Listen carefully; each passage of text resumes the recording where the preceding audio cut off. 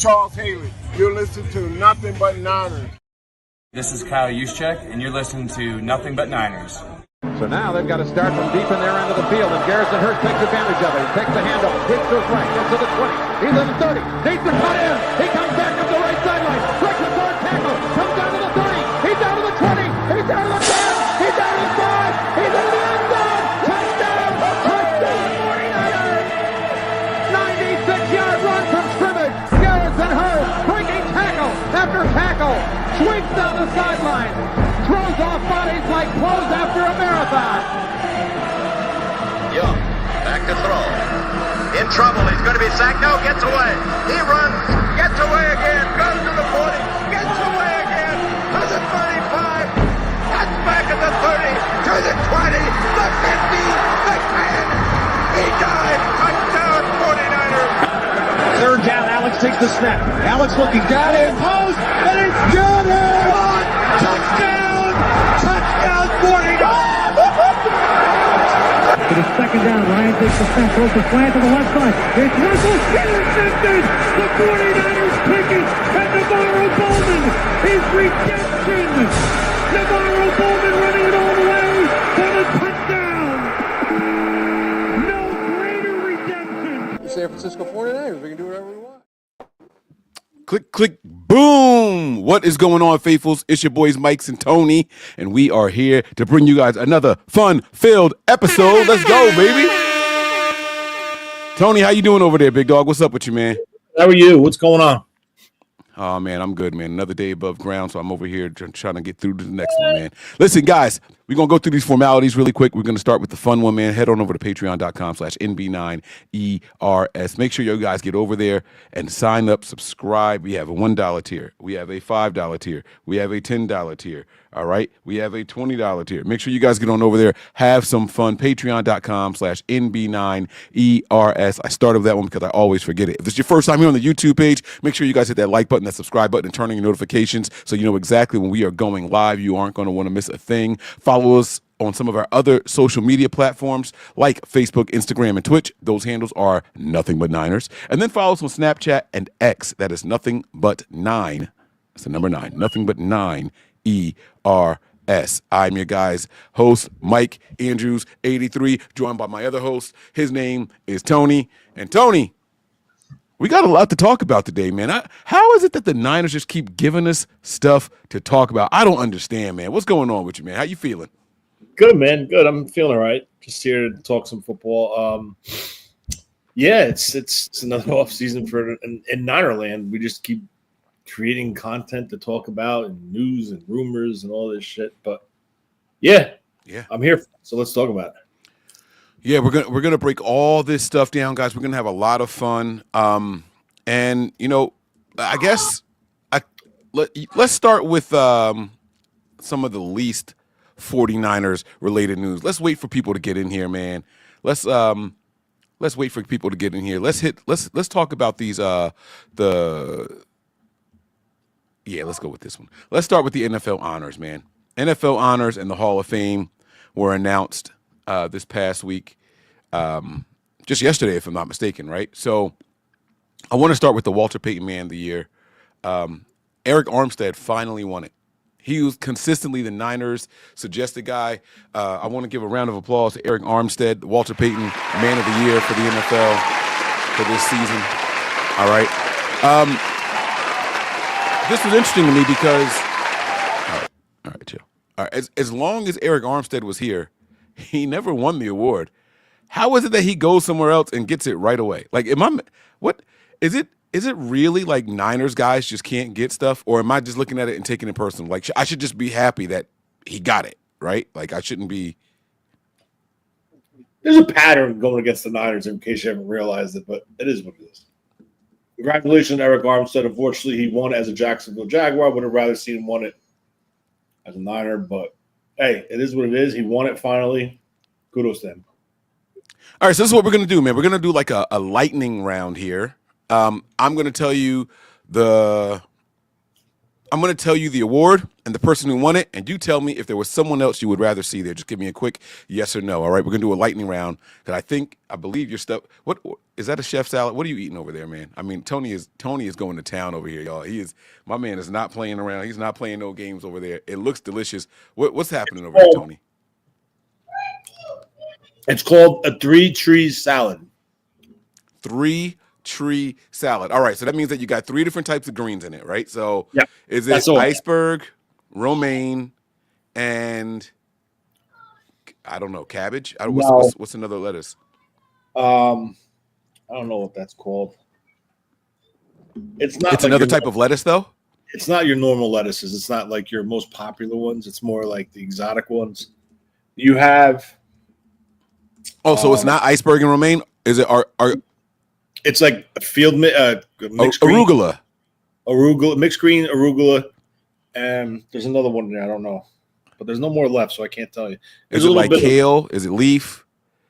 It's leaf. It's not kale. I hate kale. I will not eat kale. You hate kale? All right. So you got iceberg, romaine, and arugula. Yeah. Or leaf. Oh, you said leaf lettuce. Leaf lettuce. It's arugula. Mm-hmm. The purple lettuce. I don't know what that's called. No spinach. There's sliced pears. There is it's got fruit in it. It's a fruit pancetta in it, and like a lemony like vinaigrette. It's really good. Okay. All right. It sounds good. I thought you were eating something with like lunch meat in it, bro. It's crazy. Oh, that was a pear. I'm just sipping apple juice, guys. Just apple juice. I'm doing this experiment. It's a social experiment. I sincerely think that everything tastes better out of a wine glass. Like if I drink my water out of my cup versus a wine glass, for some reason, I think it tastes better out of the wine glass. So I'm drinking some apple juice here. In a wine glass. Out of a wine glass.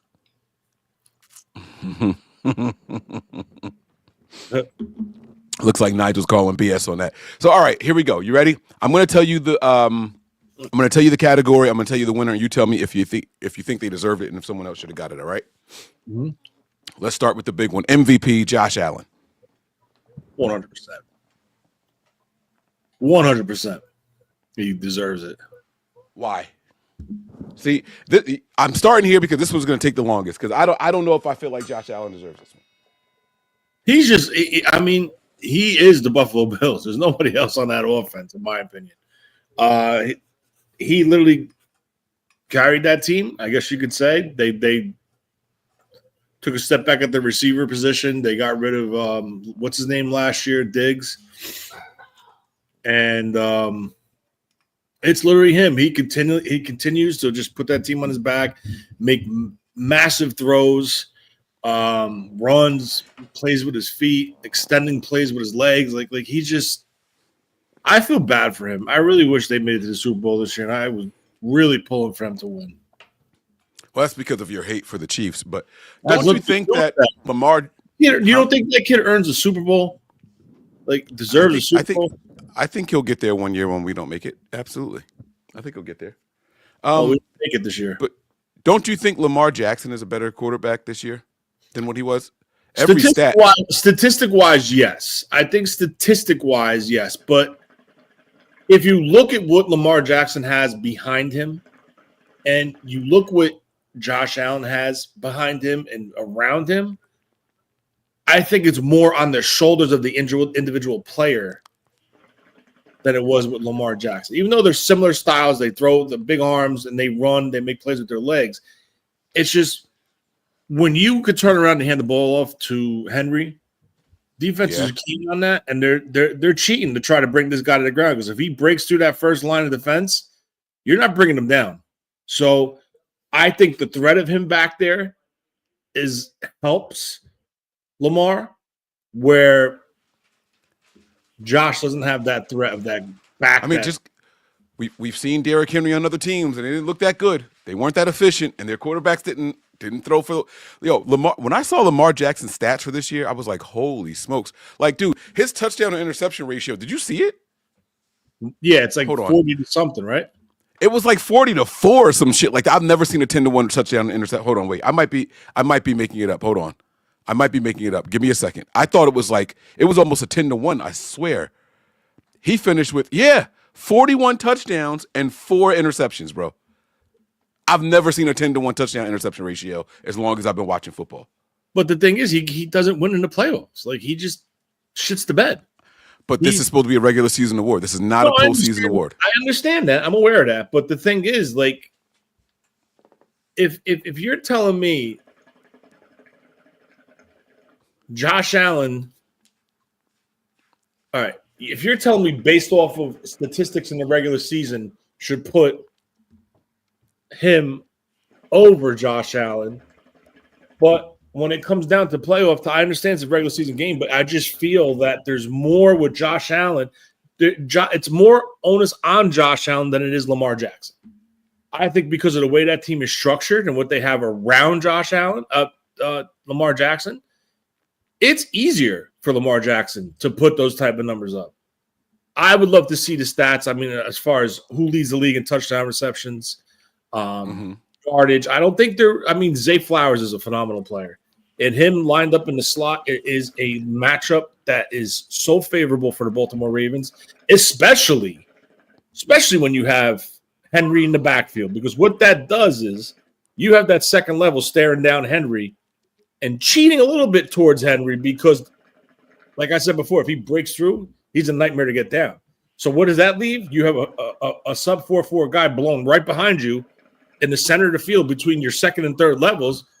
There's the throws. So I understand it sounds very simple, but it's just I get it. I do understand exactly what you're saying. I want to be clear here. I was just blown away. Now, we're not talking fumbles. You know what I'm saying? I'm just talking about that touchdown interception and plus 4,000. Like, bro, I'm not gonna lie to you, man. I just didn't believe it. I thought I saw a typo. I really did think I saw a typo, bro. 10-1. No, he definitely put up stats. There's no doubt about it. He definitely put up stats. All right, cool. And by the way, you guys know Josh Allen's like my favorite quarterback in the NFL. So that was just me having some fun. We talked about the Walter Payton Man of the Year. Coach of the Year, Kevin O'Connell. Kevin O'Connell. I guess, because what he did with Sam Darnold. Symmetry wants to know, is that 40 touchdown passes or total? No, that was just the passing touchdowns. He had 41 passing touchdowns and 4 interceptions. I didn't include rushing yards. I didn't include rushing touchdowns at all. At all. I want to make it clear. That's why I was so impressed. It was 40 passing touchdowns and 4 interceptions. That's it. All right, go ahead, Tony. Sorry. What was that? What was that? Coach of the Year, Kevin O'Connell. Actually, I agree with Callie in here. No love for Dan Quinn. Dan Quinn? Dan Quinn? Oh, no. Okay, time out. When you lose not one, but 2 quarterbacks before the season starts and still get your team to the postseason and like what, a win or 2 away from having the first place seed? Bro, that's a freaking Coach of the Year. He did what Kyle Shanahan did with Brock Purdy, and we all thought Kyle should have won Coach of the Year that year. But except Kyle lost his quarterbacks during the season. This guy lost the one guy in free agency, let him go, and then they drafted a guy, and then he got hurt. I understand, but here's the difference. Expectations for Minnesota, expectations for the Commanders. Oh, no. 100%. 100%. No one – wait. 100%. Tony. 100%. I'm telling you 100%. Nobody. How can you honestly say Dan Quinn doesn't get an opportunity to be considered for the NFL Coach of the Year when he came out with a team with minimal expectations, with a rookie quarterback, and took this team into the playoffs and made it all the way to the NFC Championship game, somewhere where the Minnesota Vikings did not make it to? True. Now, I'm biased, so hear me out. One, I started the year by picking Washington to win that division. So I had them as a playoff team. But I also understand that I was a rarity.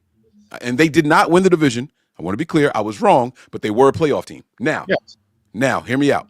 You're talking about season expectations.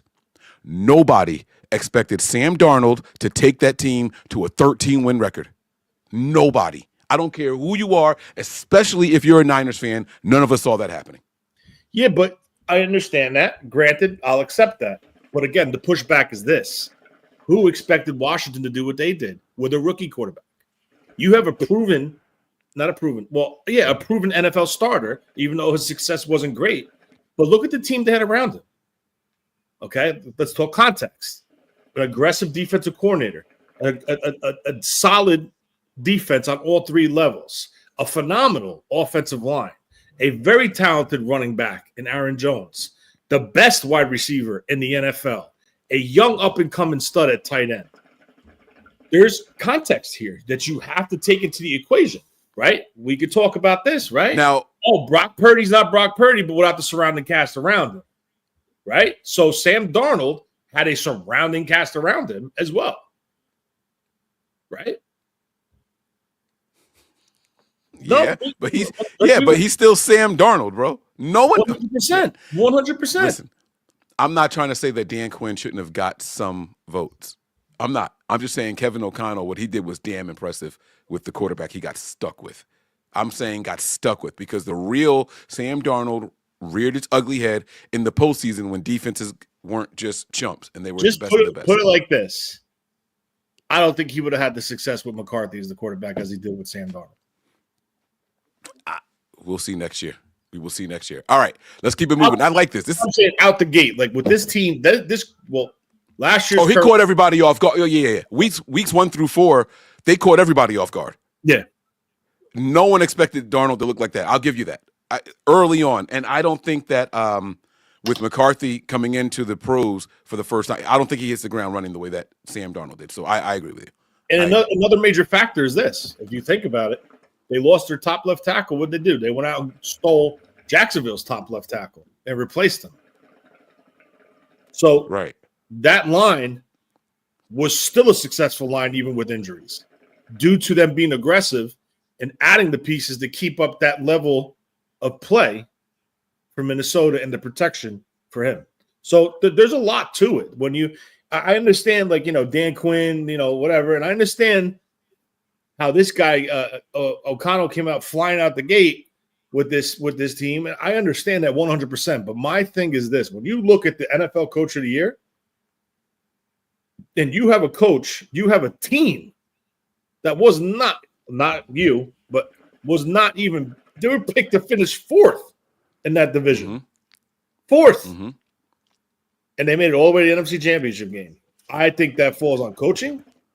But again, Tony, bro, and this is the issue with it being a regular season award. If they had to cast those same votes today, before the Super Bowl, I guarantee you it's all different. I guarantee you Josh Allen wins MVP. Oh, well, he did, right? But I guarantee you Rookie of the Year probably goes to Jaden Daniels. Well, we didn't get there yet. So he did, but you know what I'm saying. Like the offensive Rookie of the Year was Jaden Daniels. Cool, right? But I'm telling you that this shit would have gone different. I do think Dan Quinn would have got it because no one expected him to get that far. I don't know that they would have given it to Kevin O'Connell because Kevin O'Connell was a regular season surprise coach. Regular season surprise coach. I'll tell you this. Because the Commanders only won, 10 games? I don't know. Right? They didn't win a whole bunch of games, right? I mean, they won a little more. Let me see. Hold on. Niner faithful hit it on the head right there. Brian Flores helped Kevin O'Connell because his defense and the way he plays his defense. Oh, they won 12. Uh-huh. His defense and their scheme and how he calls plays and attacks with that defense allows O'Connell to curtail his offense, protect Darnold, and maybe give Darnold a little bit more reign to do something because he knows that defense is coming at you the next year. So for sure. But that's what good coaches do. There's a lot into it. Now, if you said to me, Brian Flores won Assistant Coach of the Year and Kevin O'Connell, okay, yeah, because now they're both tied together, and that's what the philosophy is, and that's how they do it. But if you're asking me just head coach with what they were given from the start of the year to the completion of the year, that's why I hate talking about these awards, because there's so much that happens in the postseason that should be taken into consideration with this, because it's not fair. Yeah. It's not fair. I got you. Those scheduled to pick fourth, they made it all the way to the NFC Championship game. That right there puts Dan Quinn above Kevin O'Connell, in my opinion. Because when it came to crunch time, Kevin O'Connell didn't step up. At all. I'm with you, bro. That's why I said if it was a postseason, if they counted the postseason. And that's the same Kevin O'Connell the 49ers wanted to fire Kyle Shanahan for and trade. The fans wanted them to fire Shanahan and try to trade for him. Oh, not to mention another great one that all the 49er fan base wanted to bring in was Ken Dorsey, who's sitting at home right now, probably watching our show because he was a 49er. Probably watching our show. Tony talking shit over there. He's not watching. He was a 49er, by the way. He was drafted out of the U, and he actually started a couple games. But all right, back to let's do some rapid react. Does he deserve it or not? Defensive Player of the Year, they gave it to Patrick Surtain. It's a tough one.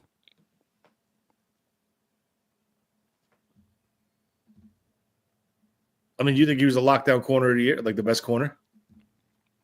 I think he was a really good corner, so I'm not mad at it. I'm not mad at it. I think Defensive Player of the Year comes down to one of three positions. It's corner, it's pass rusher, or your middle linebacker. I don't think linebackers really get it. I mean, you have to be super, super, super special in order to get it as a middle linebacker. I got news for you, Mike. Before he got hurt, Fred Warner was on that trajectory to get the award. Nah. 100%. Everyone said it. The whole league was saying he's on pace to be NFL Player, Defensive Player of the Year. Fred Warner looked phenomenal those first 4 games, right? He got hurt. But listen to me. Forget the injury. He had a ton of missed tackles. And when it came time for voting, that shit was going to get factored in. What was saving Fred Warner was all those forced fumbles that he kept doing. He had 2 or 3 forced fumbles every game for like the first 3 or 4 weeks of the season. The first quarter of the season, people were blown away by the forced fumbles. Whether we recovered them or not, that punch out was a thing. But those, I'm telling you, as the season went on, people would start looking at all those missed tackles and how often he was out of place and all that. I don't think he would have got it, even if that continued. I think it's funny after 4 games when he suffered that injury, his play curtailed in the downward trajectory. I think 100% if he did not get hurt, even if he had some missed tackles, that man was flying all over the field, like you said, causing fumbles, excellent coverage. He legit. Like Brian Urlacher, right? Like, look at Brian Urlacher. That man was a monster in the middle of the field. Ray Lewis, you had Bowman, Willis. You had all these studs in the middle of the field. That's why my personal opinion is either an edge, a middle linebacker, or a top shutdown, split the field in half corner as far as defense. That's what I think. I'm trying to see how many linebackers have won the Defensive Player of the Year. Linebackers have won the award 17 times, more than any other position. So, boom, foot in Mike's mouth, just like that. Cool. All right, I was wrong. It was Ray Lewis, Brian Urlacher. Oh, no, we're not going to try to run down this whole list. It's a lot of possibilities. All right, Defensive Rookie of the Year, Jared Verse. I think this one was deserved. I thought that young man had a really good year. What do you think? Hands down. And he really shocked me because I didn't think he had that type of athleticism in him. I'm a huge Florida State fan. I watched both of them. And you got to remember, bro, and a lot of people that don't know this about this kid, this kid came from Alabama State on a 1-year transfer into Florida State University. And now he's the Defensive Rookie of the Year. Yeah. That's damn impressive. That is damn impressive, man. So salute to him. I'm actually going to give him a little bit of a round of applause as well. I like that for him. Some of these guys, all these guys, everybody in the honors Hall of Fame class deserve a round of applause, but that was cool. Offensive Player of the Year, not even a second option, right? Saquon Barkley with a bullet. I think you think he deserves it, right? Please don't even. I don't want to talk about it. Fine. He definitely, absolutely. Comeback player of the year. How are his stats to Christian McCaffrey that year? Oh shit! Tony wants to start. No, I just want to know, like, all right. because So here, his stats were equal, like receiving, running. Like, I just feel like they were very. Christian McCaffrey finished the year with. You're talking about last year for the Niners, right? No, the year he got the year he won the MVP, the year he put him on the Madden cover to curse. Yeah, it was last year. Was it? Okay. No, I'm thinking this year that just passed. That's what I mean. Okay. You're. I shouldn't say last year. The previous season. Yeah. Yes. Okay. 1,459 rushing yards.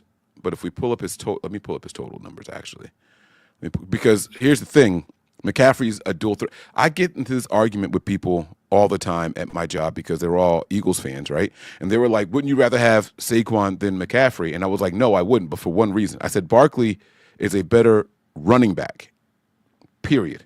He is a better running back out of the backfield. I said McCaffrey is a better weapon. I prefer the weapon in this system because we pass the ball to our backs also. I said Barkley's not a threat in the passing game, and so I prefer the threat in this system. Once I get someone who's actually listening, they're like, oh, okay, I get it. So he finished the season with 2,023. That's funny because that's the year the season started. 2,023 scrimmage yards, a total of 21 touchdowns, and 3 fumbles. And if I look at Barkley's numbers for this year, so 2023, what did I say? 2023, how many touchdowns? 2023 with 3 touchdowns. Saquon Barkley this year had a total of 2028 with 15 touchdowns and no turnovers. So I think McCaffrey was more impressive. He had more touchdowns. He did have some fumbles though, but he had 6 more touchdowns than Barkley did. I will say this about Christian McCaffrey versus Saquon Barkley. Oh, wait, he had 2 fumbles. My bad. Oh, wait a minute. Wait. I'm sorry. I was looking at his rookie year. My apologies. He had 2283, so way more yards. 2283, 15 touchdowns and 2 fumbles. So he had 200 more yards. He had 200 more yards than 270 yards, 260 yards more. So I would still favor McCaffrey due to the touchdowns because 200 yards, 260 yards. 260 yards more, yeah. Isn't equal to 6 touchdowns. Right. And then he also had 2 fumbles, but now McCaffrey on the flip side had 3 fumbles. So I mean, that's going to be a push. 2 and 3, we're talking about 1 more or 1 less, whatever, however you choose to look at it, but 21 touchdowns. So you dock McCaffrey 2 touchdowns, and he still has the lead. So I would say CMC and their peak years is better than had a better year than Barkley out of the 2. And just one quick thing about the difference you said you think Barkley's a better runner. I think actually McCaffrey is a better runner because I think his vision. I think he sees it and he hits it where you see tendencies of sometimes Barkley dancing and running east and west rather than north and south. But they're both of them are phenomenal running backs. But I just think if you look at their running styles, it was a I didn't even see. I was looking at a different screen. What's up, buddy? Say go Niners. You ready? Hey, I bet I can guess what you had for dinner tonight. What? You gonna give your dad $1 if I'm right? Yeah. Salad. No, I'm kidding. Pizza. Yeah. Watch the plate. No. He's like, That's a liar. I have Porta. Porta. That's the place we got it from. Tell Mike what color belt you are now. Yellow. You're a yellow belt, man? Uh-oh. We got Ninja Ant over there. All right. Come on. So, no, Shout out to Saquon Barkley. I thought that was a really good award for him. Comeback player of the year was quarterback Joe Burrow. I think they look for any quarterback that's injured to try to give this award to. Oh my God! And I wish I was more versed in some of the players that were injured and came back. I think comeback player of the year should go to defensive players. I think defensive players have a tougher job than any offensive player that's coming back from an injury. So I think that if there was a injured defensive player that came back and had a solid year, I think that person should be the one that gets to the award. But again, I digress because I just don't know for sure. I don't know for sure if that, who that would apply to. Do you know Matt Dog Buns? No, he doesn't know Mav Top Buns. Stop. Go eat your buns. Right? I mean, isn't it easier to be a good offensive player than it is to be a good defensive player? Defensive players have to react to what the offense is doing. So they're always a half a step behind. So I feel like if there was a good defensive player, I would take it. But it's cool. I'm not mad at Burrow for winning that award. What are your thoughts? Did he deserve it? No. Did you have given it to someone else? I mean, listen, it is what it is.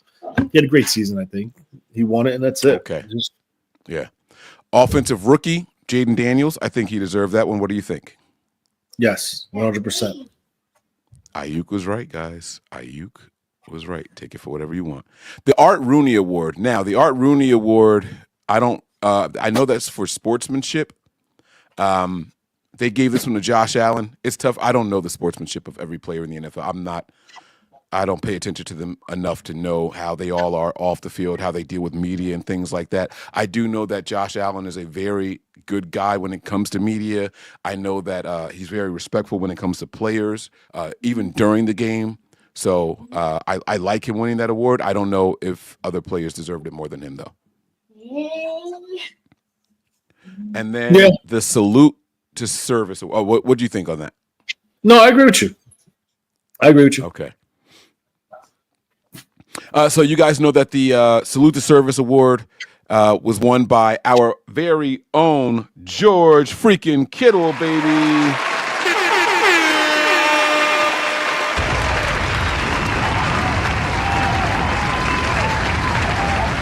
All right, so all right. And this is just this is an award that the NFL started giving out once they came up with the USAA merger and partnership with the military and all that stuff. George Kittle gets this award here. I don't know what you do to earn it, but George Kittle won it, so I think it's interaction with the military, with the vets, with their families at games, setting them up with field passes and stuff like that. It's like interaction and respect of going the extra mile for the military, basically. Okay, and that explains why we saw the video going around of. What'd you say? He does it. I'll tell you firsthand. I saw him do it on the field. Well, that's what I was going to say. That video that went around of the vet that gave Kittle, he actually gave it to Claire. He gave Claire his signed jacket from the Army.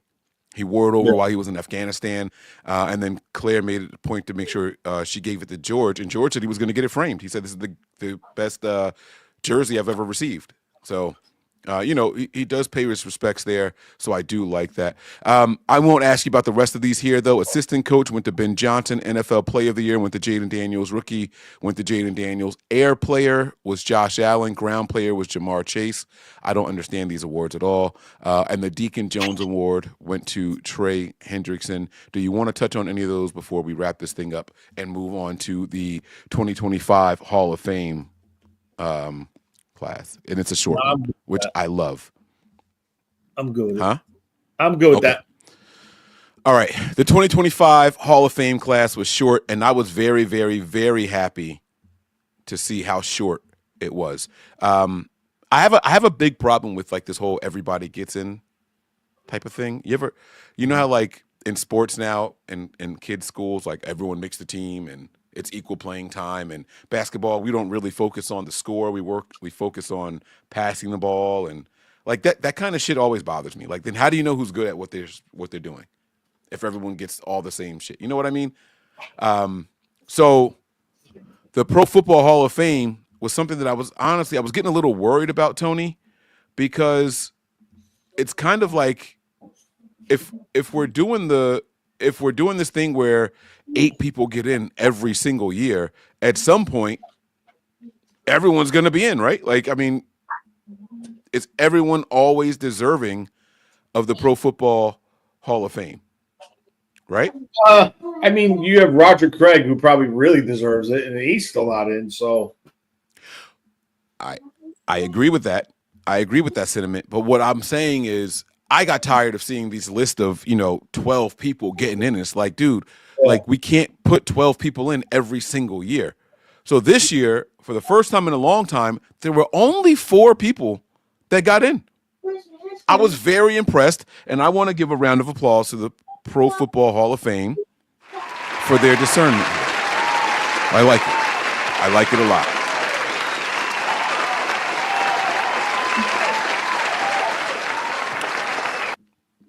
I'm not going to ask you whether or not you feel these guys deserve to get in or not, but I do want to I'm going to tell you who they were, the 4 guys that got in, and if you have any thoughts on any of them, the floor is yours for discourse. We can go back and forth on it or whatever. DB, Eric Allen. Defensive end, Jared Allen. Tight end, Antonio Gates. And finally, Sterling freaking Sharp. Falk didn't make it? I thought I read Marshall Falk made it, no? Marshall Falk did not get in with this team. That's crazy. That's somebody. I'm sorry. That's somebody. You got to give us something else to look forward to, man. I mean, I don't know. Do you think Marshall Falk deserves it more than Roger Craig? They're the same running back. They did the same roles. I mean, in different eras, different speed from each one, but essentially they are the same style running back, a pass catching running back.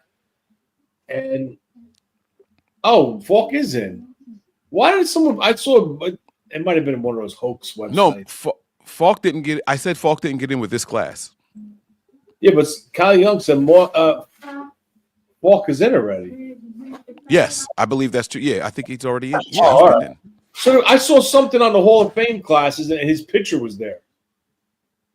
Like, who was up? He got Marshall Falk made to the Hall of Fame in 2011. Oh, all right.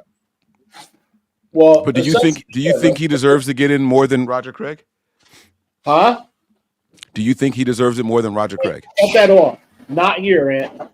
I can't hear. Stop. Too bad I'll knock your teeth out. He's kidding, guys. Just so you guys know, that was a joke. And Nothing But Niners does not support the abuse of children in any staff. You see how quick I tried to throw that DM? That disclaimer got to come out quick. Marshall Falk. Roger Craig. Roger Craig played in 165 games, and he finished with a total of 8,100 rushing yards.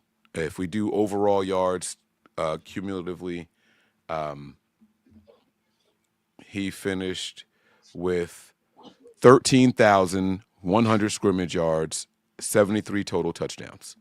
All right, so 13 and 73. 13 and 73, and he only played in 10 seasons from 83 to 93. So 10, 13, 73. Yep, 10, 13, 73. Marshall Falk now. Marshall Falk played for 11 seasons and finished with 12. I'm sorry, 12. So maybe it's 11 and 12 because I'm looking at the years. So add one more to each one. But either way, it's one more. So he has 19,136 touchdowns. That's a lot more. It's a lot more. 10, 13, 73. All right, let me see.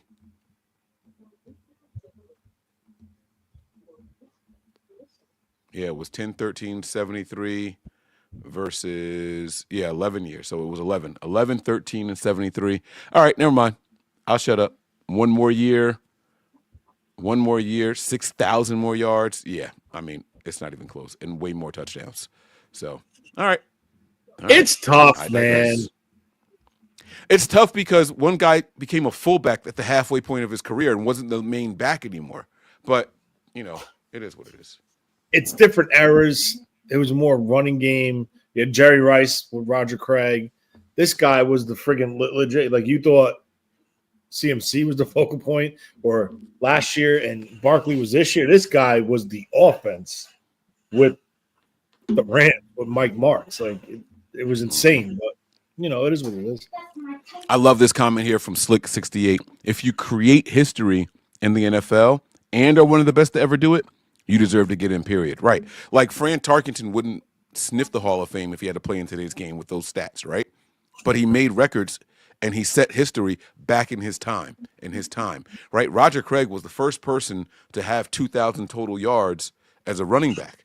And he did it twice, guys. He did it twice, not once. He did it twice. So I do think that he deserves to get in. I'm sorry. I'm never going to let that go. All right, Tony, man, let's talk about some Niners news, man. We talked about George Kittle getting his – oh, wait, your thoughts on the Hall of Fame class. I'm sorry. I don't want to cut that short. The 4 guys, again, that got in, Sterling Shepard Sr., Jared Allen, Eric Allen, and Antonio Gates. No, I mean, good for them. Congratulations. Like, you know, stop, man, please. Anthony. You know, they made it. It is what it is. Who are we? They were voted on by their peers and their writers and the panel that they have. It is what it is. But, you know, I think there's still a lot of good football players that still deserve an opportunity to be there. But, I mean, we don't do it, so it is what it is. So we talked about George Kittle winning the Salute to Service Award. George Kittle also made some headlines. Well, maybe he didn't make a headline. I thought it should be headline worthy. So, of course, I'm going to highlight it because I like to get sloppy. So let the apple juice kick in and allow me to be sloppy. All right. Here's my my post here. Kittle's money is not to be shared. And I'm going to show you guys why I have this up here. So George Kittle making headlines for Nothing But Niners for more than one reason. All right. Let me share this screen here with the audio.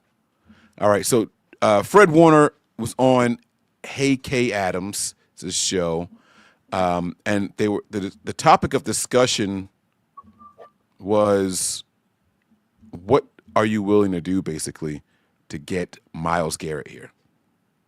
I'm just going to let this play out. And then we're going to get to what George Kittle had to say about Fred Warner's comments. Okay? Here we go. A lot of talk about Myles Garrett. A lot of talk about, what is that face? Because I'm like, rightfully so. It's Myles Garrett. What is it? Would you welcome him? Seems like he'd be using a lot of percent protein. Well, y'all have a lot going on. Like, George needs to Sterling get Sharp, paid. my bad. Brock needs to get extended. You got Hufanga. You got all these things. You need a DB. Right. Where is there room for Myles Garrett there? There's always room for a Myles Garrett Explain on the why. team. Explain Because why. This is a Hall of Fame player. Not just a Hall of Famer, one of the best to ever do it, and just a super soldier. You see him walking around here. He looks a lot different than a lot of these other cats that are walking around here. Yeah. So I don't know how that would even come about, how we would get that done, but I know there's some way, somehow we can figure that out. Yeah, like John Me Lynch. and George can just give a little bit of our funds over to Myles Garrett. How about that? How does that sound? Now, you say that again. You're saying George. I'm including George in the George, equation. you're making such good money with Ascent and Experian that's that you're right. going to give a paycheck to Myles Garrett. Myles. That's it. Okay, well, you heard it here first. And in That might turn, be the we best get a Super pitch. Bowl. All right. So he throws George Kittle. He says, hey, he can have some of our money if it means we get him. And then George Kittle responded with, and I quote, speak for yourself, bud. And fittingly, or maybe coincidentally, has a cracker emoji here. Never mind. I shouldn't have said that. All right. I'm having too much fun. Man, there's something in this apple juice. It must be fermented apple juice. All right, Tony. Big deal or no big deal? Kittle saying, hey, F all that. I'm not paying you guys sugar honey iced tea. You don't know how to Pay him take out of it. your own shit. You don't know how to take it because he's the biggest jokester probably in the NFL, in my opinion. But you don't know how to take it. You can't take him serious. He's a prankster. He's a jokester. He's always laughing and cracking jokes on people. and screwing around with people. So, I mean, I don't know, man. I don't know. I will say this. Just the day before, news came out saying that George Kittle is indeed in contract negotiations with the 49ers. Yes. So for George to come out and say that 24 hours prior to Warner saying that, don't tell the team I'm willing to give up my own money when I'm in the middle of a freaking contract negotiation. This may be my last big deal in the NFL. George Kittle's no young chicken anymore, right? What is it? Spring chicken? There's no spring chicken. Yeah, he's no spring chicken anymore, right? George Kittle's getting up there in age, and he's got a lot of wear and tear on that body. And he had a phenomenal season. So great time to be negotiating. But like, hey, Fred, speak for yourself. Who says that I want to give up any of my little pennies that I'm about to get for the 49ers? I thought that was funny. I thought that was interesting, right? Like, don't come for my money. Now, with that being said, all jokes aside, can you name two superstar players? No, let me not say superstars. Can you name two high-paid players on this roster that you would prefer to give less money in order to secure a guy like Myles Garrett? We won't spend a lot of time on this. Two less? Two guys that are getting a lot of money right now, or projected to, I'll give you that, and I want you to listen carefully, or projected to get a lot of money that you would be willing to pay less in order to secure Myles Garrett.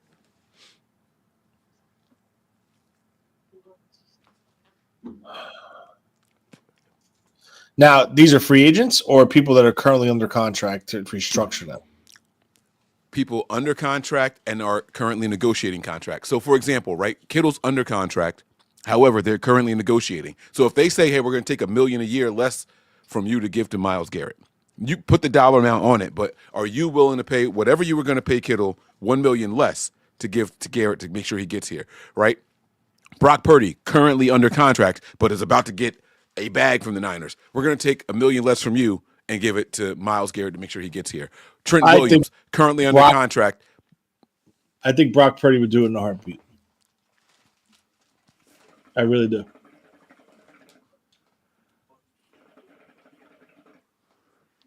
You think Brock Purdy would take how much less you think Brock Purdy would take? So the Niners call Brock Purdy right now and say, hey, listen, we're going to give you a contract. You're going to average $51 million a year.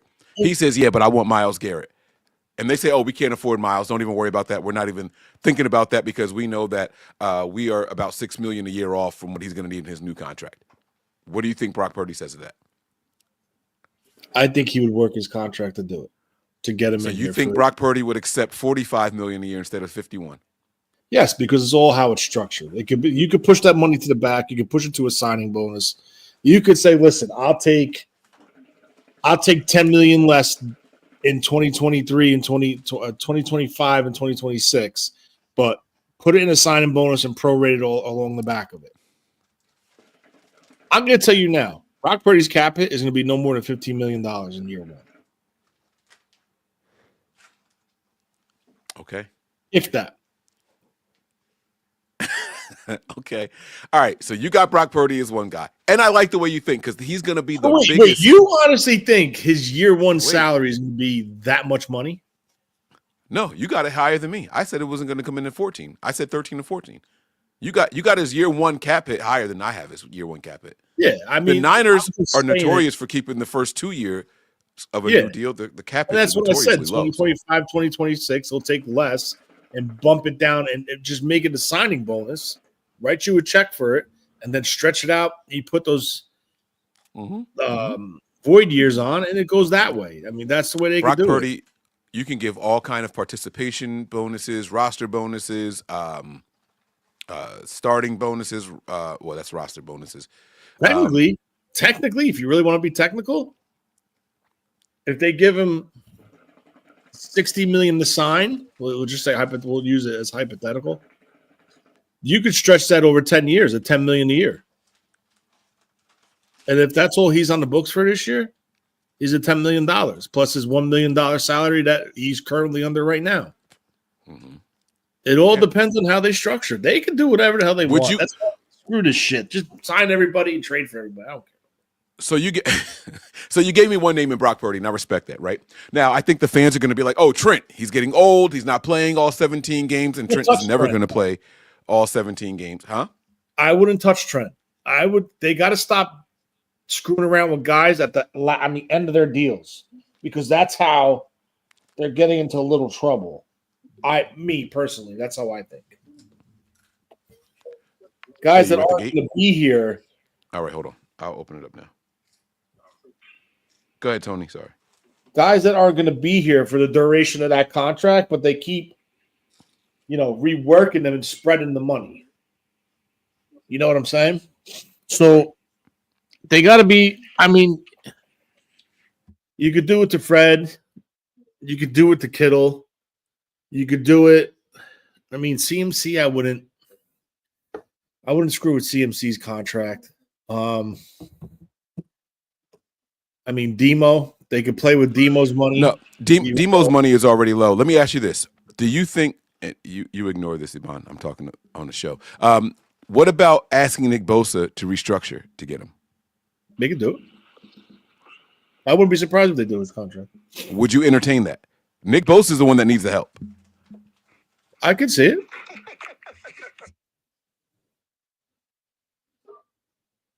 I could definitely see it. I don't know what other top salary contracts are out there for the Niners to rework it in order to secure a guy like Myles Garrett. You don't want to touch Trent Williams. He'd be the first person I touch. Like at the door. All right, here we go. Rear entrance left. Yes. All right. Thank you, brother. Just make sure that door is secure when you go out, okay? Oh, Tim was here. Tim waited for me. Look at all that. All right, there you go, man. Have a good night. Have a good weekend. Sorry, guys. I'm working a little bit on the mic. I apologize. I don't usually do that, but guys get into the office after hours. I got to buzz them in remote. So, all right. Damn, what was I saying? Oh, you say I wouldn't touch the older guys at the end of their contracts because of blah, blah, blah, blah, blah. Listen, man, the Niners paid D Ford well after his time here. The Niners paid coaches well after their times here. I'm going straight about coaches. I'm going not salary cap things. Well, that's true. That's true. I shouldn't have thrown any coaches in there. But the Niners have paid multiple players years after their service here. Trent Williams is the first guy I'm going after. Especially after this season that he just. How many games did Trent Williams play this year off the top of your head? Don't look it up. And I'll give you the answer. 6. And you're telling me that you're not comfortable asking him to restructure? No, because I don't want to screw with his money right now. Unless it's a dire need. No, you can't, Mike, because how many more seasons is he going to play? At this rate? So he played in 10, by the way. He did play in 10. I did not know Trent Williams played in 10. Now, he might have – did Trent Williams really play in 10 games this year, y'all? How many games did he start and then leave early? Because I don't remember Trent Williams in 10 games this year. That is a high-ass number. Which, by the way, is the lowest of his career. I'm going after his money. Sorry, big dog. We made you the highest paid. When you signed the extension with us, you got to come up off that. You got to come up off that. Let me look up his contract. His cap hit is $21 million. It shouldn't be half that anymore. Then why? Then if that's your feeling, why did they even extend him? Well, I'm saying rework it. Forget an extent. All right, so he signed through. If you keep reworking this, right? I'm looking at it now. He's got 3 voidable years at the end, 27, 28, and 29, right? His dead cap right now is $57 million. So let's just say hypothetically, this is why you don't rework this deal. If it's that's not true because you can rework it to make the dead cap come down, Tony. No, but you're pushing the dead cap in the future. If they do a pre-6-1 trader cut, they're negative $35 million. Yeah. You're talking about this year. I'm not trying to get rid of him this year, though. I'm not trying to get rid of him this year. I don't want to do that. Mike, you're missing the point. Hear me out, please. That money has to be accounted for. So if you're taking $35 million and you push it over 2 more years, that's $15 more million a year that you push down the road that's allocated towards dead money. He's never going to fulfill that. And if those are guarantees, that money don't go nowhere. That's why I would not touch his deal. Let me counter that point. And I think it's a phenomenal point you just made. I want to counter with a question that you may not know the answer to. I'm player for the 49ers. Mike Andrews. I play, you pick the position, but I'm a player.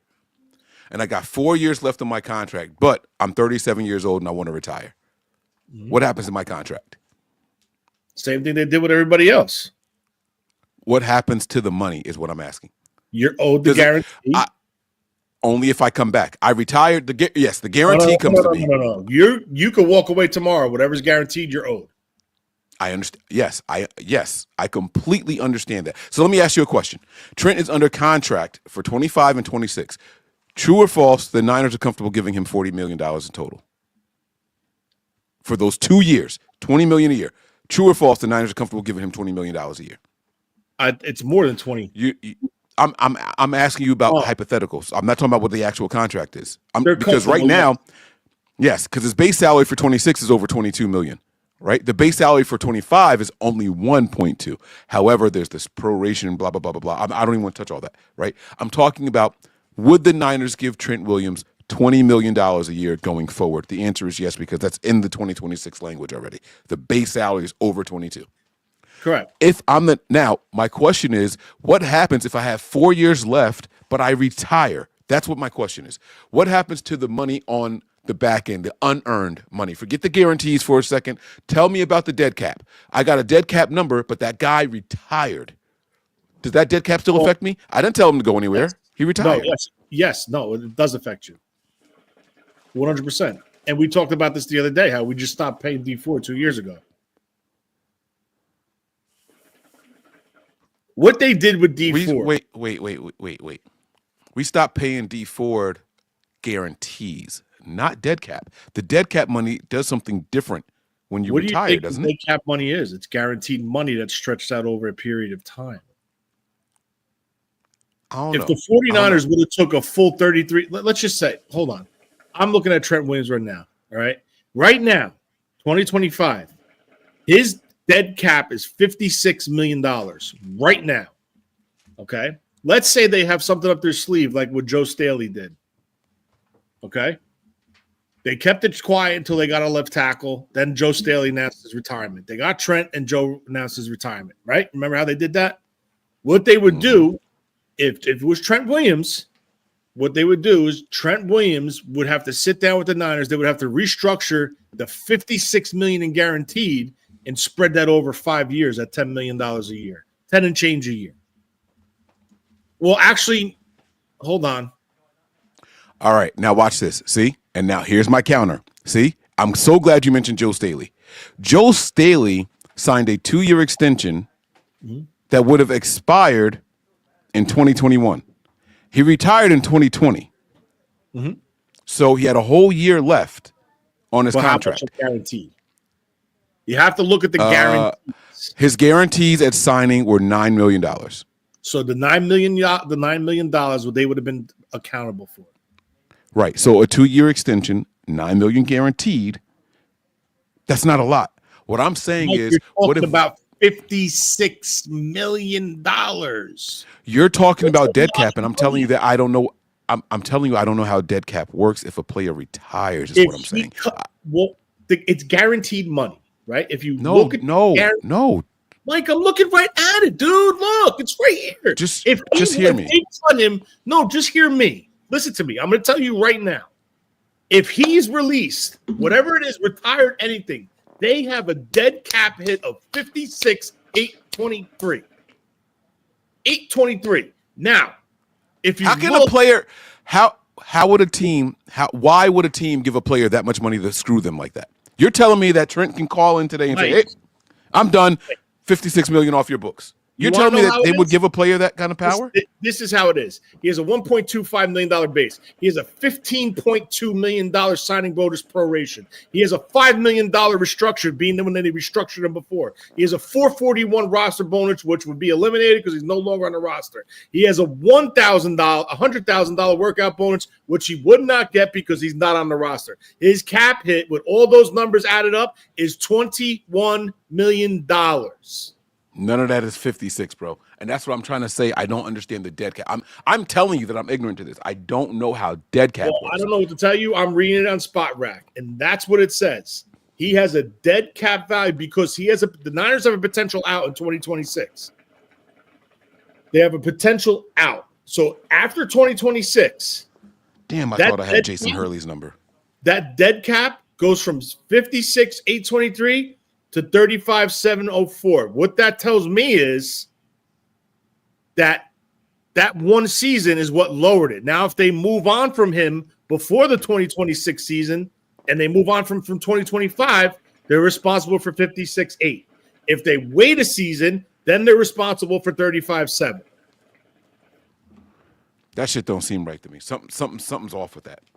It's in black and white right in front of my face right now. No, I know what you're saying. What I'm saying is off is because we're not paying him $50 million this year. So the dead cap is confusing to me.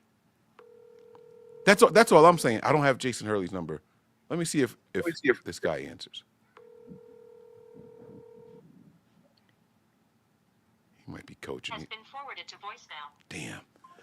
I'm gonna find out because I just don't know. I do understand everything that you're saying, but what we're both hung up on is what happens to the dead cap money in the event that they retire. Players can retire with dead cap money being more. Yes. But that doesn't mean that the teams pay that. The team only is responsible, to my understanding, for paying out the guarantees. Dead cap is not guaranteed money. It's a completely separate issue. No, dead cap is guaranteed money. That's because that's what you're responsible for, right? If you sign a 4-year, $100 million deal, but you retire after year 1, you're responsible for the $25 million in the second year because how it's structured is you're guaranteeing $50 million. So right. Okay. So year 3, their dead cap number is $25 million. That doesn't mean that we pay that though, because we already paid the guarantees. Listen, you didn't hear me. Listen to what I'm saying. 4-year deal. You retire in year 2. You don't play year 2. $50 million guaranteed. That's 25 and 25. We're doing simple math. If you retire before the 2020, if the second year of the $25 million, the 49ers are responsible for that $25 million. Now, from that point, what you could do is stretch it over 5 years to make it $5 million a year into your cap, right? That's what you could do. The back end of it, the phantom money, that's not there. That other $50 million, it's not guaranteed. So if you look at the history of the 49ers, they just did it with Hargrave. What did they do? They lowered his number this year. They backed the money because his guarantees weren't that much. Because remember, they didn't sign him to a new extension like they did Trent Williams because Trent Williams' guaranteed money was out. The Niners could have cut him, and that was it. If they owed him $10 million a part of a signing bonus, say la vie, bye, see you later. But they obviously didn't. And by the way, signing bonuses aren't even owed; they're given at the moment of signing, and it just comes off of the cap based off of the duration. So if you sign a 10-year, $100 million signing bonus, they get the $100 million the day they sign, but the $10 million comes off the books every year for the next 10 years. It's how they structure it. But back to what I was saying before. When did D Ford retire? Step away from the Niners, 2021. D Ford. 2022? No, it was like 2019 or some shit like that, right? Hold on, let me see. No, he was in the Super Bowl 2020. No, 2019. 2019, he was in the Super Bowl. 2019, yeah. He came back in 2020. He didn't play. I think 2021, they restructured his deal. Oh, hold on, wait. Hello? What up, Mike? What's up, Coach? How you doing? I'm chilling, man. What's good with you? I got a question, and you may not know the answer at all. Yeah.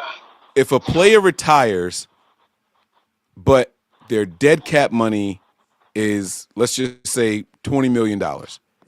Does that come off the books even though they're retired? Like they didn't get cut or anything like that? They didn't get traded. They just retired. What happens to dead cap money when a player retires? Well, I don't know the answer, but if I had to guess, the teams won't let, or the NFL won't let the team off the hook. You know what I'm saying? Like, because then teams might be trying to find like a loophole where it's like, hey, retire. Then that dead cap money comes off our books and then come back in a year. Like, not saying they would do that, but like, I could see something like that happening. So, or people trying to work around it. You know what I'm saying? Right. So if I had to guess, that's gonna stay on the books. So that there's no like gray area. That's so shady. I don't get it. So a player can screw the team whenever they want. Like Trent Williams, for example. How much is it, Tony? For this year? It's $56 million, right? His dead cap number this year? 56. If Trent Williams said, the thing is, he would get, if he retired, he'd have to pay back some money, like sign up on his money or something like that. I guess what we're debating is what happens to the dead cap. The topic that we're live right now, by the way. The topic that we're having is if we wanted Myles Garrett, what two players would you say we're restructuring you so we have more money for Myles Garrett's new contract? And I said I would go after Trent Williams first. Tony says no because he's got too much dead cap on the end. I said, yeah, but he's not going to see the end of whatever contract we offer him, so who cares about the dead cap? Tony's point is, and this is where we're kind of stuck, is because that means we're going to push more dead cap down, and that's going to still affect us later. And I said, not if he retires. If we win a Super Bowl and he retires, I don't know what happens, but I didn't think that the dead cap is still going to come off of the cap the same way. If we pay him his guarantees, who gives a shit about the dead cap if he retires? But I could be wrong. Nah. What would happen is it would stay on the books, but I tell you, like, he would have to. There's a portion of his contract, whatever, his signing bonus or whatever, he would have to pay back. And it may be a large amount that would cover the dead cap penalty. Okay. Grok, do you remember when they restructured? Some teams waive it, like I think the Indianapolis Colts. They made it to where Andrew Luck, he was supposed to get back a bunch of money. And they were just like, nah, don't even worry about it. But like Calvin Johnson, when he retired early, Calvin Johnson had to pay that money back. And that's one of the reasons he's upset with the Detroit Lions now. Right. So Tony said, do you remember when, what would you say, Tony? Because he can't hear. I got headphones in. So he said, remember when D Ford retired? When D Ford retired, he had guarantees on his money. He said when D Ford retired, he still had guarantees on his contract, and we just finished paying those. His deal. So they restructured the deal right before he announced his retirement, and they stretched it out. But was that dead cap or was that guarantees that we still had to pay him? Guarantees. Yeah, because that's different. Because it was guarantees, not dead cap. And also with D Ford, did he retire with the 49ers or did he get cut and then retire? What happened was they restructured his deal. They restructured his deal. They announced his retirement, and then he retired, and I guess they moved on from him. And then I believe they had to pay back. They had to restructure it and stretch it out. So he retired, like he was a 49er and retired. Yes. Yeah. He was a 49er. He retired. And it was the same thing with Weston Richburg. He said it was the same thing with Weston Richburg also. Okay. All right. So yeah. Go ahead. It's a tough question because if I find out that there's a chance that we're not responsible for the dead cap money, Trent Williams is the first person I'm going after to secure a guy like Myles Garrett. He's never going to play 17 games again in his career. He doesn't do it. He's never going to do it. He's valuable, and I don't think the Niners would mind paying him $20 million a year. So you could restructure him, give him a nice big signing bonus where he would average $20 million a year from just the signing bonus, lower all the rest of the numbers, and get some cash flow back into the salary cap. That's my logic on all of it. I just don't know. Now, if y'all sit here and tell me that dead cap number is still going to come off the books and going to affect the salary cap, then I'm like, all right, well, then never mind, don't do it. So I got to find a capologist that can help us out. But y'all make sure y'all go subscribe. There's a dude on Twitter, Jason Hurley, but I don't have his number no more. Yeah. I got to go through my DMs and get his number. I'm gonna call him. I'm gonna call him too. I'm gonna find out. I'm gonna get yeah. the answer to this. He'll know. He'll 100% know the answer. Yeah. No, Jason Early's my guy. I'm gonna get him back on. I'm gonna bring him on and we're gonna discuss this because I got to figure out how the Niners can get Myles Garrett. And there's gonna be 2 players at least that have to come up off of something in order to get him. Yeah, the tough thing is just kicking the can down the road. I think the 49ers just restructured. They did something with Debo's contract, and now I made Debo's untradeable right now. They did it last year. Oh, like they can't cut Debo or they can't trade him because the dead cap number is so damn high. Yeah, they pushed his guarantees to this year. Right, they pushed to get right, but if he retires, so guarantees. All right, never mind. All right, we talking. All right, it's cool. Eric, let everybody know where to find you. I know you coaching and all that. You doing a whole bunch of stuff, but let them know where to find you, subscribe, and all that good stuff. Oh man, hey, locked on 49ers. You guys can 5 days a week. We're there. There you 5 go. days a week. Hey, I appreciate you giving me a call back, big dog. Oh, all good. All right, thanks, man. All right. I ain't getting no answers. I'm in the same place I was when I started, but it's all good. All right, here's my final thing on what players I would target to restructure if it meant we can get Myles Garrett. If it turns out that we would not have to worry about dead cap money in the event of a retirement only, not that we cut him, not that we trade him, because I know we're responsible for dead cap in those situations, but in the event of retirement, I am going immediately after Trent. And the other person that I'm going after is Brock.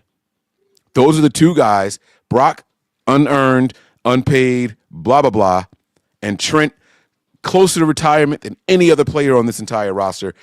And if there's relief from retirement, then I'm all for it. And I'm going to manipulate the shit out of that. He could take up so much money that we could hold on to. It would be him. And no, we can't trade Hargrave because the Niners have already designated him as a post-June 1st cut. He's already been designated, so we can't do anything with Hargrave. He's already off the books. We're eating whatever's left over on his day. Oh, wait a minute. Won't that tell us the answer? No, because that's a cut. That's not a – see, that's different. That's a cut. That's not a it's not a retirement. That's not a retirement. All right. We still got more to talk about, Tony. How much more time you got over there, big dog? I got about like 15 minutes. Oh, shit. All right, well, I guess we got to go ahead and get to the big story of the day. The 49ers have hired a defensive assistant, someone that Wayne wanted as a defensive coordinator. Gus freaking Bradley, ladies and gentlemen, is here as a 49ers defensive assistant. Let's make some noise, man. You guys out there, you guys saw the thumbnail for this video. You saw Robert Saleh. You saw Gus Bradley. You even saw KJ Wright. This is looking a lot like those 2012 Seattle Seahawks, man. Tony, what is happening right now? Are we trying to recreate the Legion of Boom? Is this a good move for the 49ers? What are your thoughts on this? Let's have some fun for these next 15 minutes. I like it for the simple fact that this move tells me one thing and one thing only. Kyle has 100% washed his hands with his defense and turned full control and say and decision-making over to Saleh and Bradley. Now, Bradley's role as an assistant defensive coach. No coordinator roles, no – I don't even think he's the assistant head coach. He's just an assistant defensive assistant. So I like it. You got 2 coaches that were brought in that are on the same page. Well, let's rewind for a second. Last year, we started our season off with Sorensen, a question mark, an unproven in-house promotion, and an outsider in Brandon Staley, who 2 was different not systems, 2 different schemes. Like this shit just was weird as fuck. So what they did was this year they brought 2 former head coaches, 2 former play calling defensive coordinators in successful defensive coordinators. Very successful, both of them. I mean, we could argue with, why was he separated from service from the Colts? But whatever, it is what it is. But I'm gonna break that down. I'm gonna talk some shit. I'm gonna tell you why he was separated from the Colts. It's plain and simple. They're both on the same page. They both know each other. They both work with each other. They both believe in the same system. Salah's probably going to have final say on the play calling. I like Bradley being up in the booth, revisions up high, looking down, seeing if Salah misses something. Both intense coaches. That's a new thing that we're going to see this year. Gus Bradley, Salah, the special teams coordinator, very intense. So the intensity will be back, and I like it. Now, there's pros and cons to it.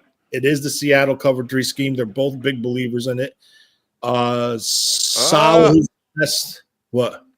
I want to say, after you and I talked earlier today, I went back and looked at his hiring interview, not the one where they announced him like at the podium, but the team version. You know how Keanu Martin used to sit with like the new staff guys and like do it for the Colts web or for the Niners website. So he did one of those.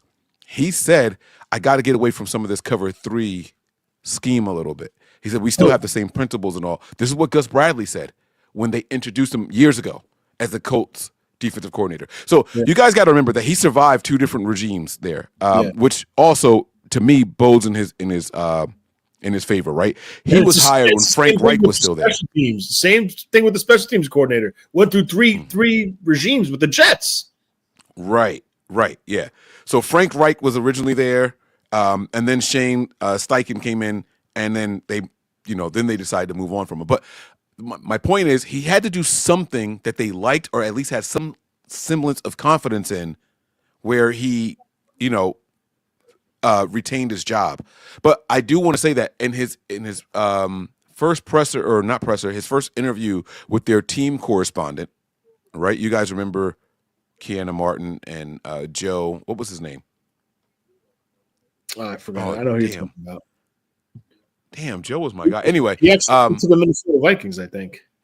Yeah. But he did the interview with the young lady from the that represented the Colts, and he was like, "Yeah, it's cover 3, but we don't hold to those principles as much as we used to." Now, for better or worse, I was going to say for better or worse, that was his mindset going into it. I can't tell you how he played because I have not been watching the Colts defense that closely, but we'll get back to that. I got a quick little caveat here. Nigel asked a really good question. We have a post-June 1st designation on Hargrave. He's still technically under contract until then. If a team calls right now or when the season starts and says that they want to trade for him, are we allowed to trade him before June 1st? I don't know how that works. 100% sure. If they put the paperwork in that he is a June 1st release, he could if they put that paperwork in saying he's a June 1st, post-June 1st release, he can go out and negotiate with other teams. He just can't physically, I don't think, sign. He could agree to but term. What if a team says, hey, we want to trade for him as soon as the first day of the season gets here? Well, then they will have to rescind that. So the Niners can rescind the June 1st designation and then trade him? I'm guessing, Well, there you go. All right. I didn't know the answer. That's why I wanted to ask. It's not official yet because the new league year didn't start. They just announced that that's their plans. Lynch said it in the meeting. Joe Fan. That's it. Lynch said it in the meeting that in a conference call on KMBR that they were going to let him field his market, and they were going to let him come back and say, "This is where we're at. Would you like to come back and resign?" So that's where that's at right now. Yep. Okay. All right. So back to this Gus Bradley thing. Sorry, Tony, I kind of cut you off a little bit there, but so you like this move for the 49ers? I do because it's together. Take the scheme aside. It's 2 guys that worked with each other. They know each other. They know their ins and outs. They know their tendencies. They know their philosophies. And the main factor of this whole thing is Kyle washed his hands with this defense. And that is what needed to be done. That is what needed to be done. I want you to find another. Tell me why that's important. Kyle washed his hands with the defense. In case anyone hasn't been watching this for the last month or two, what does that mean? Why is that important? Kyle Shanahan's an offensive guy. What do you mean by he washed his hands? Because I think he was involved with the defense behind the scenes. He'll never come out and say it. You'll never hear it from anybody else. But I think he helped Sorensen with game plans, saying, okay, look, this is what they like to do. This is what you should do. You should look to take X away. or Z away or Y away or B away. You should be focused. Like he was actually telling him and assisting with him, right? No in-game adjustments. You saw with Sorensen. Blitz packages, elementary level. Either coming off the slot or coming up the middle, an A-B gap blitz from a linebacker. Very simple. Very, very simple. We need creativity. Now, Bradley hasn't been known as a blitzer or as an aggressive blitzer. He has blitzed, but not as much as I think Saleh would or Saleh has in his time with San Francisco in his previous time. So it's going to be interesting with that, but ultimately it comes down to Saleh. This is his defense. Gus Bradley was brought in for a second pair of eyes to help him, throw him up in the booth, whatever, help him work with things, help him work with assistants. And I like it for the fact that Kyle is done with this defense and you have two guys on the same page. It's not one with this and one with that, and let's try to make it work. No, two on the same page. And that's what this defense needs. Both intense guys, something that's been lacking from this defense. The swarm factor, all gas, no breaks with Saleh, like all that good stuff. You want that back. Now, the positive is Bradley has ties. The Niners sniffed around a safety from the Colts last year in Blackman. Maybe Bradley picks up the phone and say, listen, come here this year. Sign a deal with us. You could be our free safety going forward, because that's what they brought him in for originally last year, but they just couldn't come to terms. So, it's going to be interesting. I like it, but we got to see. Yeah, so this is a good move, and I do agree with you that Kyle will have less distractions, less worries about the defensive side of the ball. I think that the important thing is 100% of Kyle's efforts can focus back on the offensive side of the ball. He has not one but two guys that he's going to trust to run this defense. Now, I went back, guys, as soon as this happened, and I watched a lot of Colts. I watched a lot of Colts critiques from during the regular season. I watched a lot of the, what do they call it, Black Monday, when the coaches start to get fired, right? Mm-hmm. I watched a lot of cut-ups from Black Monday when the Colts released Gus Bradley. And I'm going to be honest with you guys. I'm going to be completely honest, and I'll be negative Nancy. Tony, you can take the positive side if you want. There was not a single Colts coverage person that was sad about Gus Bradley leaving. Nobody was sad, Tony. They all applauded it. They were all happy about it. Points per game for the last 3 years that he was there, they came in 29th, 28th, and 24th. Just last year, they were 24th in points per game. They were 29th in yards per game. They were 22nd in yards per play. They were 30th in stopping defenses on third downs. They were 23rd in red zone scoring, and they were 24th in rushing yards per game. They were not a good defense at all last year under Gus Bradley. We were worse, but they weren't good either. Right? There was this game in October against the Jacksonville Jaguars, right? And Trevor Lawrence had a career game when it came to yards, passing yards. He had a career game. He wasn't sacked at all. Up until that point in the season, they were giving up an average of 3 sacks a game. He got none. And all the reviews and all the notes and all the content creators were saying that this was the most predictable defense they had ever seen. He didn't like the blitz. And that's what I remember from when they were with Seattle, right? We're going to line up in our defense. That was the one thing that gave Seattle some swag during that Legion of Boom thing, right? It was like, it doesn't matter what you guys are going to try to do on offense. We're going to run our defense and we're going to stick to it. And we're going to dare you to be better than us, right? We're going to come in here with our 4 down linemen, and our 4 linemen are going to get some pressure on your quarterback, and our corners are going to stick to your guys, or they're going to be good in zone, and we're going to make you earn every blade of grass against this defense, right? Everybody, every single video I saw said that this was an outdated, antiquated defensive scheme anymore. So, Tony, there is a part of me that worries right now. There is a part of me that's a little scared with Gus Bradley coming back, and if that's how they felt over there in Indy, what's his input going to be? And if it's that predictable. Here's the thing. Who's the defensive coordinator? Robert Saleh. Enough said. This is his defense. He's coming in as a defensive assistant. That's it. Okay. It's Robert Saleh's defense. So Robert's telling him, you help me with the principles. But this scheme, the play design, and all that, that's on me. That's on me. I decide when we're going to blitz. He's calling the defense. He's the defensive coordinator. He's the play caller. He's the Kyle Shanahan of the defense. That's why he's the highest paid defensive coordinator, and that's why the 49ers Kyle Shanahan brought him in. You think Robert Saleh is the highest paid D coordinator? I think so. Interesting. Everyone said it, that the Niners were willing to make him the highest paid defensive coordinator. They did. And to tell you the truth, I don't even think Saleh's the highest paid assistant anymore because Chip Kelly, I think, is making $6 million or $5 million a year. Well, Chip just got a bag, so I mean, we'll see how that goes. But I don't know why people think Chip Kelly's scheme works in the NFL. Whatever. I digress. So you think this is an overall good move for the 49ers, right? I think it is because you have two guys on the same page, and this move 100% allows Kyle to worry about the offense, which is his responsibility as the offensive play caller. Right.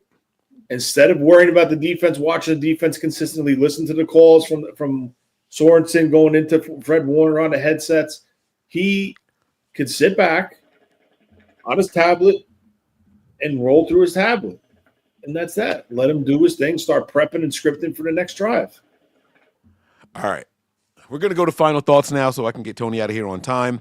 Gus Bradley, welcome to the club, man. We applaud it. I'm going to drop a bomb on it. I'm going to play some horns on it.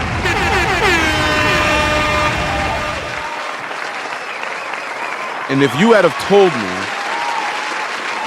shut up. If you had have told me that the Niners were going to have Gus Bradley on this defense going into the 2025 season, I would have been like, oh, as a defensive coordinator. If you told me we were getting him as an assistant, I'd have been like, well, who the hell are they bringing as a defensive coordinator? Robert Saleh. Excuse me, bitch.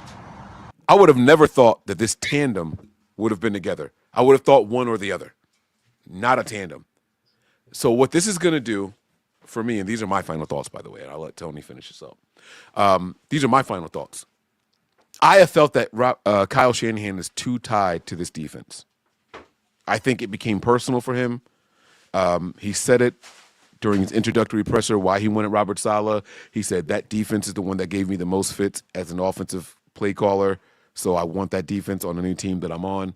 And we have seen him stubbornly stick to it through Robert Saleh, right?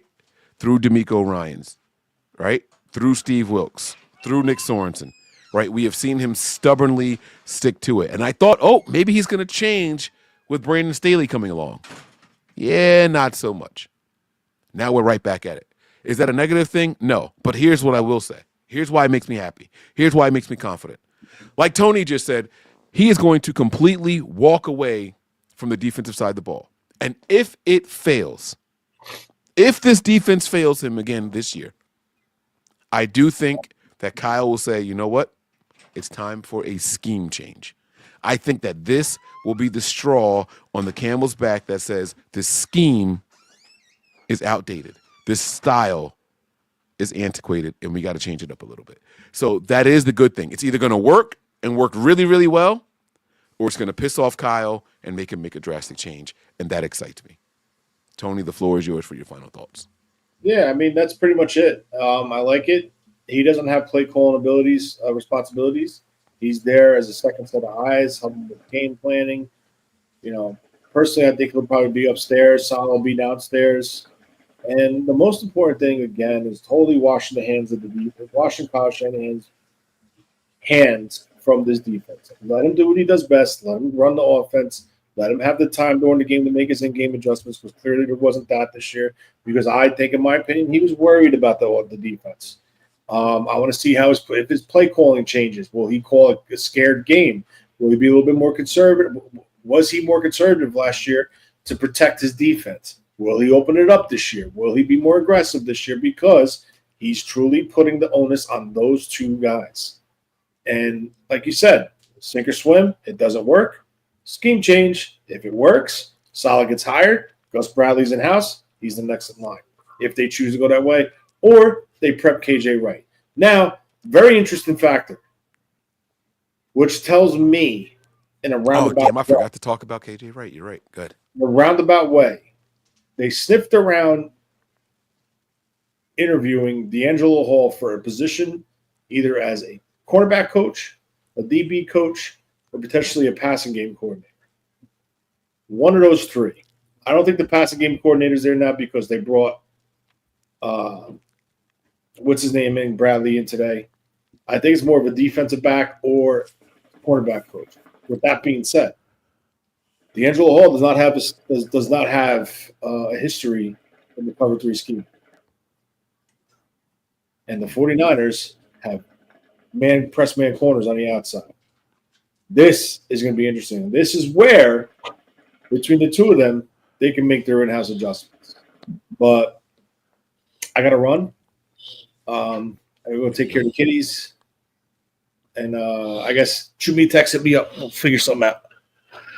All right, guys, it's going to do it for tonight's episode. We will probably be live tomorrow again as well. I want to try to do a joint show with my guys from 49ers Hive, so we'll see if we can get us going tomorrow at some time. That's going to do it for us tonight, man. We want to thank you all for your time and your participation.